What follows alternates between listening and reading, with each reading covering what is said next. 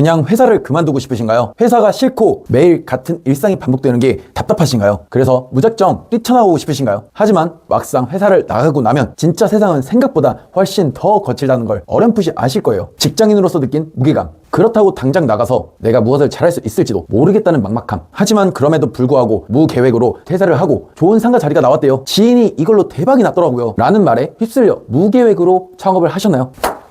축하합니다. 대한민국 역대 최고 실업률과 폐업률이라는 통계에 한 자리 차지하셨습니다. 창업을 자유라고 생각하는 분들이 많습니다. 하지만 현실은 정반대죠. 창업은 도피가 아니고 단순히 이익 개선으로 실행하는 것이 아니라 창업에 피가 흐르는 도전적인 사람만이 하는 거죠. 이런 마음으로 사업을 하는데 도움을 받고 싶다 하시는 분들은 아래 고정 댓글을 눌러주시면 됩니다. 그리고 제가 실제로 만난 분들 중에 회사가 싫다는 이유로 아무 계획 없이 퇴사하고 옷가게를 창업을 하셨는데요. 열정도 있었고 마케팅 경험도 있었고 직원으로 경력도 있었기에 자신감은 넘쳤지만 결과는 실패였습니다. 왜일까요? 결론은 하나입니다. 준비의 싸움입니다. 좋아하는 걸 판다고 해서 시장이 따라와주지 않습니다. 시장 분석, 마진 구조, 고객 니즈, 브랜드 전략, 이 중 하나라도 비어도 결국 균열이 납니다. 그리고 여기서 가장 어려운 것은 선택입니다. 안전과 도전 사이의 균형.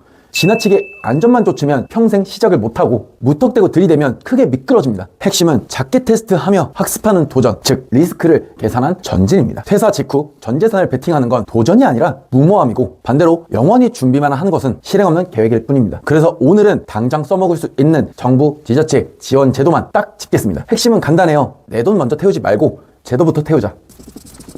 창업과 동시에 교육, 멘토, 자금을 한 번에 잡는 길입니다. 예비 초기 창업 패키지라고도 하는데 아이템을 검증하고 멘토가 붙고 시제품과 마케팅까지 사업화 자금, 교육이 패키지로 나옵니다. 아이템이 될까를 감으로 보지 말고 제도 안에서 시험하세요. 둘째, 소상공인 특화 자금입니다. 교육, 컨설팅, 스마트 상점, 상권 분석, 정책 자금 상담까지 말 그대로 현장형 지원이에요. 운영에 따라 도움이 됩니다. 세 번째, 보증대출 연계입니다. 신용이 약해도 보증을 끼면 낮은 금리로 조달할 수 있게 설계되어 있습니다. 초기 대표님의 숨통을 틔워주는 장치인 거죠. 핵심은 간단합니다. 교육, 멘토, 자금부터 확보하고 그 다음에 내 지갑입니다. 깔린 나라 제도 위에서 움직이면 리스크를 급격하게 줄일 수 있어요.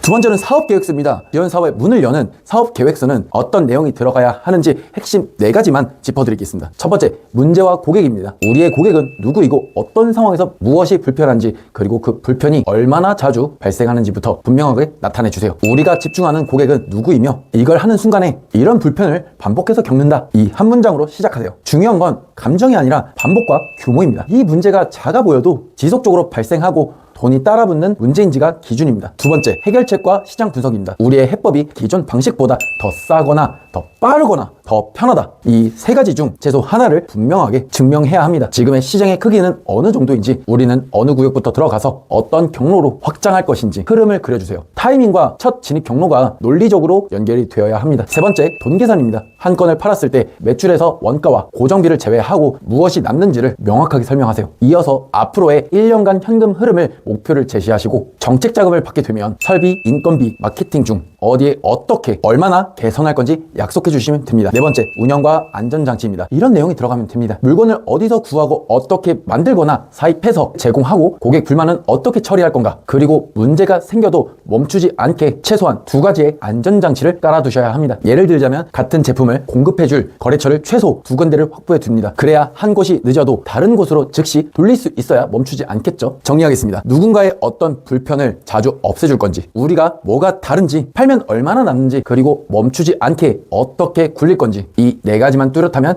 계획서는 충분합니다. 더 상세하게 사업 계획서 작성에 대해서 알고 싶다면 왼쪽 위에 링크를 통해서 제가 올렸던 영상을 참고해 주시면 됩니다.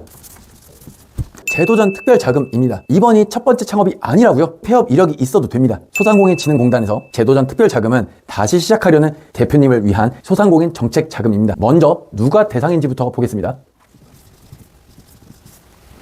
희망형과 일반형이 있는데, 희망형은 최근 1년 내 희망 리턴 패키지 사업화 자금을 받은 분, 혹은 24년 이커머스 미정산 피해 관련 특별 자금을 받은 소상공인입니다. 그리고 일반형은 재창업 교육 수료자이거나 재창업 초기 단계 요건 충족자입니다. 채무조정, 성실 상환자, 이 3가지가 해당됩니다. 얼마까지 어떤 조건으로 받을 수 있을까요? 한도는 희망형 최대 1억 원, 일반형은 최대 7천만 원입니다. 상환 기간은 총 5년으로 첫 2년 동안은 이자만 내고 이후 3년 동안 분할 상환하는 방식입니다. 이렇게까지 말씀드리고 끝내면 아쉽죠? 지금 바로 할 일을 드리겠습니다. 첫째, K-스타트업 홈페이지에서 내게 맞는 지원 사업 3곳을 고르고 공고 일정을 캘린더에 넣습니다. 둘째, 오늘 안에 사업계에서 초안 10에서 15장을 1차로 만듭니다. 완벽하게 쓰지 말고 빈칸은 비워둬도 됩니다. 셋째, 과거 비슷한 사례를 찾아 실패 원인 3가지를 적고 개선점 3가지를 각각 1대1로 매칭해서 적습니다. 여기까지 하면 이미 절반은 앞서갑니다. 그리고 마지막으로 한 가지 더, 이것도 벅차다, 어디서부터 손대야 할지 모르겠다 하신다면 아래 고정 댓글을 클릭해 주시기 바랍니다.